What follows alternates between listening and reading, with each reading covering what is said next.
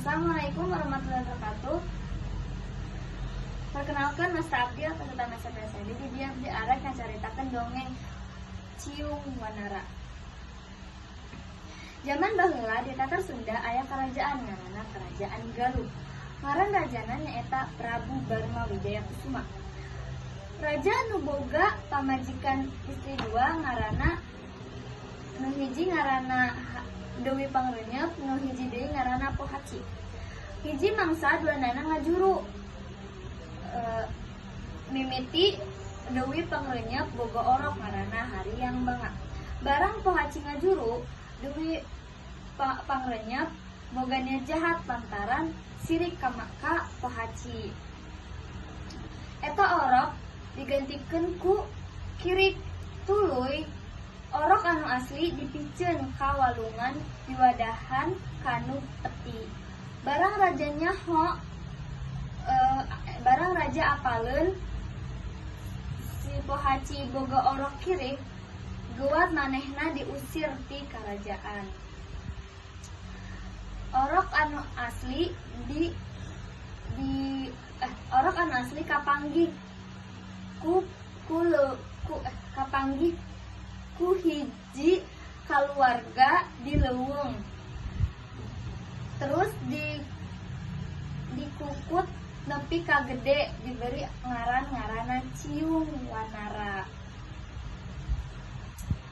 Ciung Wanara jadi jawara jeung ngadu hayam. Ari raja reseupeun pisan kana ngadu hayam. Tuluy Ciung Wanara diondang ka kerajaan untuk perang ayam. Ciung Wanara mere syarat ka raja nyaeta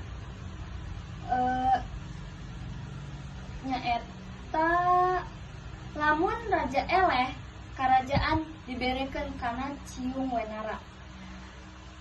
Raja satuju yakin bakal menang, tapi raja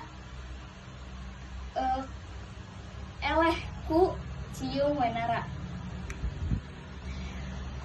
Atuh Ciung Wanara nagih ka raja, tapi raja dibere nyaho ku patihna Ciung Wanara teh anakna nu dipikeun ku Dewi Pangrenyep. Raja ambek terus nitah ngahukum si Dewi Pangrenyep. Haryang Banga ambek terus narajang Ciung Wanara buat dipisahkeun ku raja.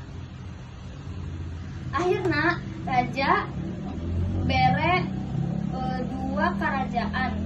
Hijina seukeur Ciung Wanara, nu hiji deui seukeur Haryang Banga. Terima kasih. Sekian dari saya. Wassalamualaikum warahmatullahi wabarakatuh.